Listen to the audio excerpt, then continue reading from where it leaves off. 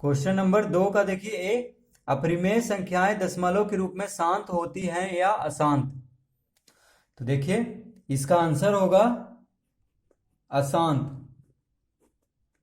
तो कैसे इसका आंसर होगा अशांत? मान लीजिए कोई भी हम परिमेय संख्या लेते हैं, जैसे √2 लेते हैं, ठीक है। तो √2 क्या है? अपरिमेय संख्या, क्योंकि अगर इसका हम वर्गमूल निकालेंगे तो क्या आएगा? देखिए दशमलव में आएगा, वो भी देखिए क्या आएगा, 1.4142135 ऐसे कर करके ये बढ़ता चला जाएगा।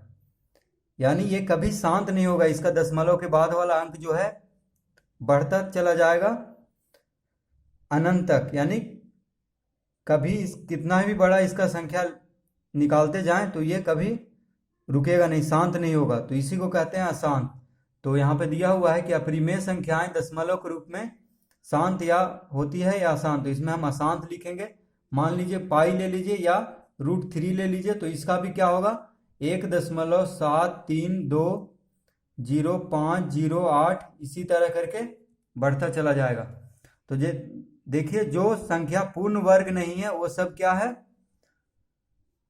सब है वो अपरिमेय संख्या। तो देखिए √2 का पूर्ण वर्ग नहीं आता है, 3 का नहीं आता है, √4 का आता है। √4 का क्या होता है? 2, तो वो परिमेय संख्या है। अब देखिए √5 भी अपरिमेय है, पाई भी अपरिमेय है। तो पाई बराबर क्या होता है? 3.14159,265 ऐसे करके इसका भी जो है बढ़ता चला जाएगा, ठीक है। यानी देखिए हर अंक जो है कोई भी रिपीट भी नहीं हो रहा है और अंक हमेशा बदलते चला जाएगा, कभी इसका अंत नहीं होगा। तो इसी को अशांत कहते हैं। तो दूसरा का ए में हम लिखेंगे अशांत। देखिए बी में, दशमलव रूप में यदि वास्तविक संख्या आवर्ती हो तो वह परिमेय होगी या अपरिमेय। तो देखिए बी का आंसर होगा परिमेय। तो यहां पे हम परिमेय लिख देंगे। जैसे देखिए इसका आंसर परिमेय संख्या कैसे होगा? क्वेश्चन दिया हुआ है दशमलव रूप में यदि वास्तविक संख्या आवर्ती हो तो वह परिमेय होगी या अपरिमेय। तो देखिए कोई भी हम दशमलव के रूप में ले लेते हैं। तो देखिए वास्तविक संख्या परिमेय और अपरिमेय दोनों संख्याओं को कहते हैं वास्तविक संख्या। दोनों संख्या मिलकर के वो हो जाता है वास्तविक संख्या। सभी परिमेय और अपरिमेय संख्याएं क्या हैं? वास्तविक संख्याएं हैं। तो मान लीजिए हम कोई नंबर ले लेते हैं जिसका कि दशमलव संख्या क्या है? आवर्ती है। तो देखिए 10/3 ले लेते हैं। तो इसको अगर हम भागा देंगे तो देखिए 3 से अगर 10 को हम भागा देंगे तो 3 तिहाई 9, फिर एक आ गया। देखिए तो एक जब आया है तो यहाँ पे हम लिखेंगे, दशमलव लगाएंगे तो यहाँ पे 0 होगा, तो फिर 3 बार में लगाएंगे, फिर एक आएगा, फिर 0 देंगे, फिर 3 बार में लगाएंगे, फिर 9 लिखेंगे, फिर एक आएगा, फिर 0 देंगे, फिर 3 बार में लगाएंगे। तो देखिए ऐसे कर करके 3.33 ऐसे कर करके ये बढ़ता जाएगा, कभी खत्म नहीं होगा। तो देखिए परिमेय या अपरिमेय दोनों संख्याओं को मिला करके दोनों संख्याओं को हम बोलते हैं वास्तविक संख्या। तो देखिए 10/3 क्या है? परिमेय संख्या है और इसका दशमलव रूप क्या है? आवर्त है, यानी रिपीट हो रहा है। तो इसको हम परिमेय संख्या कहेंगे। अपरिमेय संख्या में देखिए ना तो रिपीट होगा, देखिए कोई भी अंक रिपीट नहीं हो रहा है और ना ही शांत हो जाएगा, यानी कहीं भी रुक जाए, ठीक है। तो अपरिमेय संख्या इसको कहेंगे। और परिमेय संख्या में देखिए इसको हम इस तरह भी लिख सकते हैं, 3.3 और 3 के ऊपर एक बिंदु दे देंगे ताकि पता चले कि 3 बार बार रिपीट हो रहा है। इस तरह से भी इसको लिख सकते हैं। तो ये सब सिर्फ समझाने के लिए था। आंसर बस हमको लिखना है, पहला में अशांत हो जाएगा, दूसरा परिमेय। आपको बस आंसर लिखना है। अब देखिए सी में, दो वास्तविक संख्याएं लिखें जो अपरिमेय नहीं हो। तो देखिए सी में पहले तो वास्तविक संख्या क्या होता है वो समझना है हमको। तो सभी परिमेय और अपरिमेय संख्याएं वास्तविक संख्याएं होती है। तो देखिए दो वास्तविक संख्या लिखना है जो अपरिमेय नहीं है। तो देखिए कोई भी लिख देंगे, जैसे कोई भी भिन्न के रूप में लिख देंगे, 2/3, 5/6 कुछ भी लिख देंगे, बस ये उसका हर जीरो नहीं होना चाहिए, ठीक है। यानी P/Q के फॉर्म में होता है परिमेय संख्या, लेकिन Q जो है वो जीरो के बराबर नहीं होना चाहिए, ठीक है। देखिए हम G लिख दिए हैं, Q इस तरह से Q जो है क्या होना चाहिए, जीरो के बराबर नहीं होना चाहिए। तो यही होता है परिमेय संख्या। तो इसमें हम कोई भी लिख देंगे। कह रहा है कि दो वास्तविक संख्या लिखें जो अपरिमेय नहीं होता। अपरिमेय नहीं होगा तो परिमेय होगा, क्योंकि अपरिमेय परिमेय दोनों को बोलते हैं वास्तविक संख्या। तो परिमेय कोई भी परिमेय संख्या हम लिख देंगे, कोई भी भिन्न का, जैसे कुछ भी लिख देंगे, 18/100 या 99 कुछ भी, इस तरह करके, बस उसका हर जीरो नहीं होना चाहिए। तो कोई भी अपने मन से लिख देंगे, इसमें कोई जरूरी नहीं है कि आंसर आ जाए, ठीक है। आपका मन है तो आंसर भी लिख सकते हैं जो दिया हुआ है, दो संख्या, या अपने मन से कुछ भी लिख सकते हैं। तो सी में कोई भी आंसर लिख देंगे, दो परिमेय संख्या कोई भी हम लिख देंगे, ठीक है, अपने मन से, बस बटा में होना चाहिए और उसका हर जीरो नहीं होना चाहिए। अब देखिए अपरिमेय संख्या पाई का मान किस परिमेय संख्या के बहुत निकट है। तो देखिए डी में क्या कह रहा है कि अपरिमेय संख्या पाई का मान किस परिमेय संख्या के बहुत निकट है। तो देखिए पाई क्या होता है, पाई क्या होता है, देखिए पाई जो होता है एक वृत्त है, ये समझिए कि एक वृत्त है, गोलाकार वृत्त होता है, गोल होता है।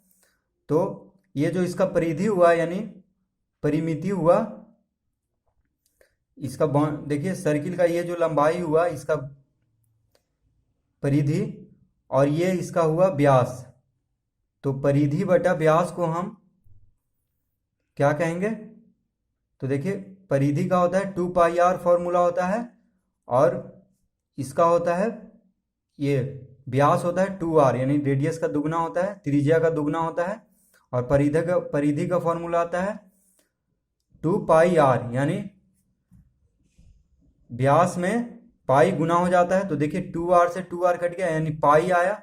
तो पाई यही है, परिधि और व्यास का अनुपात क्या है, पाई। तो देखिए पाई जो है वो अपरिमेय संख्या है, ठीक है। पाई बराबर हम कितना लिखते हैं, पाई बराबर इसका मान है सही में, देखिए 1 4 1 5 9 2 6 5, इसका मान आज तक नहीं निकला है, ठीक है। मतलब ऐसे बढ़ते जाएगा, ये नहीं पता चला है कि ये संख्या कहाँ तक जाके बढ़ेगा, ये अभी तक नहीं पता चला है, ठीक है। तो पाई का मान ये होता है, यानी ये अशांत है, इसका दशमलव संख्या, तो ये क्या हुआ, अपरिमेय संख्या हुआ। लेकिन हम लोग वृत्त का परिधि ये सब निकालने के लिए, परिधि हो गया व्यास, ये सब में निकालने के लिए पाई का मान क्या यूज करते हैं, 22/7, जो कि इसके काफ़ी नज़दीक है इस संख्या के। देखिए 7 से 22 को भागा देंगे तो आएगा इतना ही आएगा, लेकिन कुछ अंतर होगा, यानी इसके नज़दीक है, ठीक है। तो 22/7 क्या हुआ, एक परिमेय संख्या, क्योंकि देखिए इसका हर जीरो नहीं है, ठीक है। तो 22/7 परिमेय संख्या हुआ, और पाई हुआ अपरिमेय संख्या। तो यहाँ पे पूछ रहा है कि अपरिमेय संख्या पाई का मान किस परिमेय संख्या के बहुत निकट है। तो क्या आंसर देंगे, डी में, डी का आंसर हो जाएगा 22/7, यानी 22/7 का बहुत नज़दीक है ये अपरिमेय संख्या पाई का मान। तो इसका आंसर होगा 22/7। अब देखिए ई में 3.14267 का P/Q रूप क्या होगा। तो देखिए ई में ये दिया हुआ है, कह रहा है कि इसका P/Q रूप, यानी क्या कह रहा है, P/Q मतलब परिमेय संख्या। P/Q कौन सा संख्या होता है, परिमेय संख्या को हम P/Q के रूप में लिख सकते हैं, जहां की Q जीरो नहीं होना चाहिए। तो इसको हम लिखेंगे, देखिए 3.14267 ठीक है, बटा दे देंगे। बटा क्यों देंगे, देखिए अगर हम दशमलव के यहाँ पे से हटाते हैं तो दशमलव के बदले एक आ जाएगा, ठीक है। और देखिए दशमलव के बाद कितना संख्या, 1 2 3 4 5 6, तो यहाँ पे हम 6 शून्य दे देंगे, 6 0। तो ये हो गया इसका आंसर, यानी 3.14267 बटा 10 लाख, नीचे 10 लाख है, देखिए गिन के, तो यहाँ पे हम लिख देंगे, ये हो जाएगा इसका आंसर। कह रहा है पी बटा क्यू के रूप में लिखने, तो देखिए ऊपर हो गया पी, नीचे हो गया क्यू, दशमलव हटा दिए तो, यानी परिमेय संख्या के रूप में कह रहा है, पी बटा क्यू होता है परिमेय संख्या, तो ये इसका आंसर हो जाएगा। तो हम बस इसको लिखेंगे, ठीक है। इस तरह भी लिख सकते हैं हम, बराबर करके दशमलव हटाएंगे फिर इसको लिख देंगे। क्वेश्चन नंबर 3 देखिए, निम्नलिखित में परिमेय और अपरिमेय संख्याओं को पहचानें। तो देखिए ए में है √16, तो 16 एक पूर्ण वर्ग संख्या है, यानी √16 क्या हो जाएगा 4, क्योंकि 4 का वर्ग होता है 16 और 16 का वर्गमूल हो जाएगा 4, तो √16 बराबर क्या हो जाएगा 4। तो 4 क्या है, परिमेय संख्या है, तो यहाँ पे हम लिखेंगे परिमेय संख्या, यानी √16 क्या है, परिमेय संख्या है, ठीक है। √16 को अगर पूछे कोई कि √16 क्या है, तो बोलेंगे परिमेय संख्या, क्योंकि 16 एक पूर्ण वर्ग संख्या है। बी में देखिए, बी में है √6, √6 देखिए 6 जो है, 6 एक पूर्ण वर्ग संख्या नहीं है। अगर हम 6 का गुणनखंड करेंगे तो देखिए 2 तिया 6 इस तरह से आता है, तो देखिए 2 × 3, तो इसमें से दोनों नहीं मिल रहा है, यानी 2 अंक में से बाहर निकालते हैं, ठीक है। जब अंडर रूट हो तो √6 क्या हो जाएगा, अपरिमेय संख्या, तो हम यहाँ पे लिख देंगे अपरिमेय संख्या। जैसे देखिए √16 का अगर हम गुणनखंड कर दे, ये सब सिर्फ समझाने के लिए, बस हमको आंसर लिखना है। तो पहला में परिमेय, दूसरा में अपरिमेय। मान लीजिए √16 का हम गुणनखंड कर दे तो क्या आता है 4 × 4, तो देखिए 2 4 है, वर्गमूल में से हमेशा 1 4 बाहर निकल, जोड़ा में से 2 में से 1 बाहर निकाल लेते हैं, तो इसका 4 आंसर हो जाएगा, यानी √16 बराबर 4, जो कि परिमेय संख्या है, तो √16 भी क्या होगा, परिमेय संख्या। उसी तरह यहाँ पे से देखिए कोई जोड़ा यहाँ पे नहीं लग रहा है, न 2 का न 3 का, इसीलिए ये क्या है, अपरिमेय संख्या है। √6 क्या है, अपरिमेय संख्या, क्योंकि ये पूर्ण वर्ग नहीं है। अब देखिए सी में, तो सी में है -√7, तो -√7 क्या है, तो ये भी अपरिमेय संख्या है, क्योंकि 7 एक पूर्ण वर्ग संख्या नहीं है, ठीक है। 7 देखिए किसी का वर्ग नहीं है, ना ही 7 का कोई वर्गमूल है, तो हम लिख देंगे यहाँ पे अपरिमेय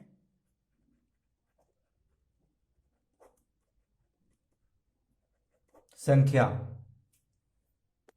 देखिए डी में √225, तो √225 क्या है, परिमेय संख्या, तो हम यहाँ पे लिखेंगे परिमेय संख्या। क्यों ये परिमेय संख्या है, तो देखिए यहाँ पे समझा देते हैं, √225 बराबर होता है, अगर हम इसका गुणनखंड करें, ठीक है, तो 225 का क्या आ जाएगा 15 × 15, मतलब 15 × 15 225 आ जाएगा। तो देखिए 15 का जोड़ा लग रहा है, यानी ये 15 का क्या है, वर्ग है, तो ये क्या होगा, परिमेय संख्या होगा, क्योंकि 15 क्या है, परिमेय संख्या, क्योंकि इसके नीचे हम 1 लिख सकते हैं, तो परिमेय संख्या p बटा q के फॉर्म में ये लिखा सकता है, जहाँ की q 0 नहीं है, तो √225 क्या हो जाएगा, परिमेय संख्या। अब ई में देखिए 0.3796, तो ये भी क्या है, परिमेय संख्या है। कैसे है आपको हम बताते हैं अभी, तो देखिए कैसे है, हम इसको लिख सकते हैं 3796 बटा, देखिए दशमलव के बदले 1 लिखेंगे हटा के, और कितना अंक है दशमलव के बाद 4 अंक, तो यहाँ पे 1 2 3 4 देंगे, यानी ये परिमेय संख्या के रूप में लिखा जा सकता है। देखिए p बटा q के रूप में, जहाँ की q 0 नहीं होना चाहिए, तो यहाँ पे 10,000 है q, तो ये क्या होगा, परिमेय संख्या, यानी 0.3796 क्या है, परिमेय संख्या। अब देखिए f में इतना बड़ा संख्या दिया हुआ है, फिर भी यहाँ पे इस तरह का दिया है, यानी ये बढ़ते जा रहा है, तो इसका कोई भी अंत नहीं हो रहा है। देखिए दशमलव के बाद वाला संख्या को, तो इसको क्या कहते हैं, अपरिमेय संख्या कहते हैं, क्योंकि अपरिमेय संख्या का दशमलव रूप अशांत होता है, ठीक है। और अनावर्ती होता है, यानी रिपीट भी नहीं होगा, यानी कुछ ना कुछ संख्या आगे बढ़ते चला जाएगा, तो इसको क्या कहेंगे? अपरिमेय। तो यहां पे हम लिख देंगे अपरिमेय संख्या। ठीक है, यानी ये कौन सा संख्या है? अपरिमेय संख्या है। क्वेश्चन नंबर 4 में देखिए, परिमेय संख्याएं a बराबर 2/9, b बराबर a है 2/9, b है 23/7, c है 13/125 और d है 7/30 को दशमलव रूप में बदलने पर कौन सा शांत दशमलव में होगा, जांचें। तो देखिए क्वेश्चन नंबर 4 में कह रहा है कि यहाँ पे हमको जांचना है, भागा करके नहीं देखना है। ठीक है, जांचना है सिर्फ कि कौन सा शांत दशमलव में होगा। तो देखिए पहला है, एक एक करके हम आपको बताते हैं, 2/9। तो देखिए अगर हम 9 का गुणनखंड करें तो 3 गुने 3 लिखेंगे। ठीक है, तो ये कौन सा दशमलव के रूप में बदलने पे ये कौन सा होगा? अशांत। तो यहां पे हम लिख देंगे अशांत। ठीक है, कैसे? देखिए जब भी कोई भी परिमेय संख्या का उसका हर जो है, हर में अगर 2 आ जाए गुणनखंड करने पे, या 2 गुना 5 यानी 2 और 5 दोनों आ जाए, या सिर्फ 2 आए या सिर्फ 5 आए, तब जाके वो उसका दशमलव जो रूप होगा वो शांत होगा।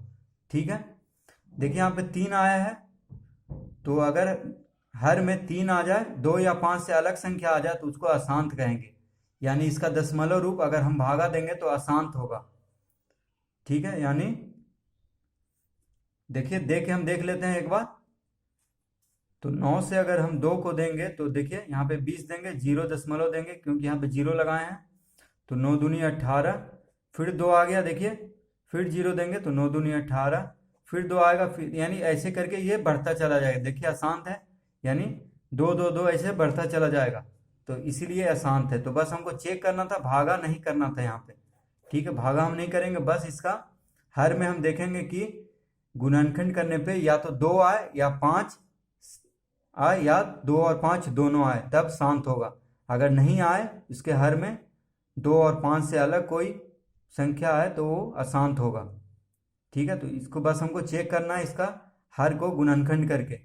तो यहाँ पे हम इसको अशांत लिखेंगे, इसका आंसर। ये सब हम बस समझाने के लिए बताए थे, आपको बस यहाँ पे अशांत लिखना है।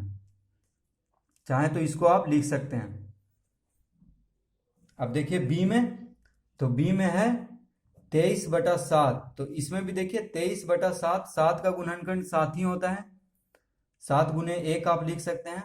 ठीक है, 7 का गुणनखंड, तो देखिए सिर्फ 2 और 5 होना चाहिए हर में, तो 2 या तो 2 हो या 5, या 2 और 5 दोनों।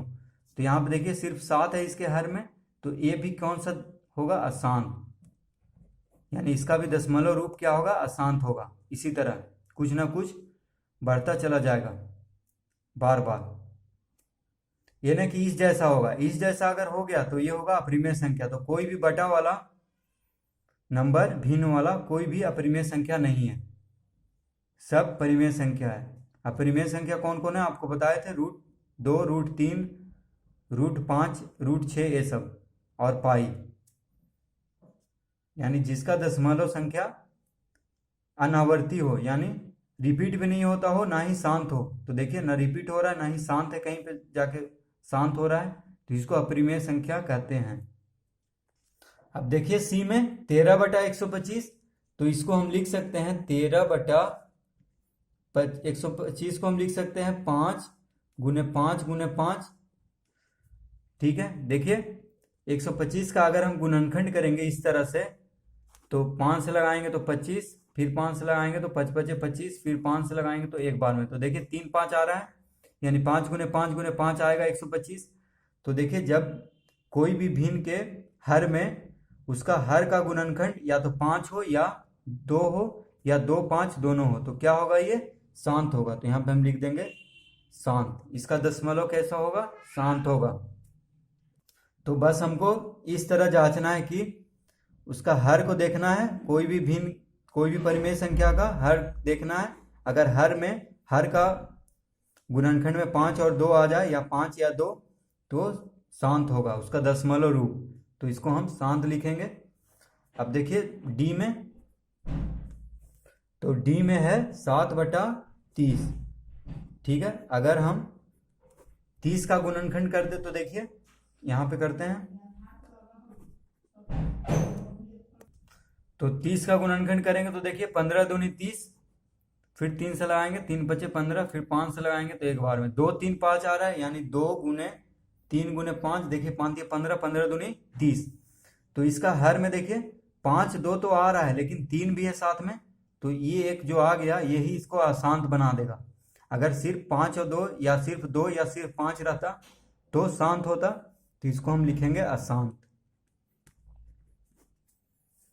तो देखिए क्वेश्चन नंबर 4 में कह रहा था कि दशमलव रूप में बदलने पे कौन सा शांत दशमलव में होगा, जांचें। तो देखिए इसमें सिर्फ सी का शांत मिला है, ठीक है, शांत दशमलव सिर्फ पूछ रहा था तो सी मिला है, तो इसका आंसर 4 का क्या हो जाएगा, सी। यानी इसका आंसर बस देखिए सी होगा। सी में कौन है, 13/125, तो इसको भी आप लिख सकते हैं कि 4 का सी 13/125 जो क्या है, शांत है, शांत है। तो ये सब हम आपको जांच करके समझा दिए हैं कि कौन शांत होता है कौन अशांत दशमलव रूप। तो इसका बस आप 4 का सी लिख सकते हैं, या ये इसको भी लिख सकते हैं कि 13/125 शांत है। ठीक है।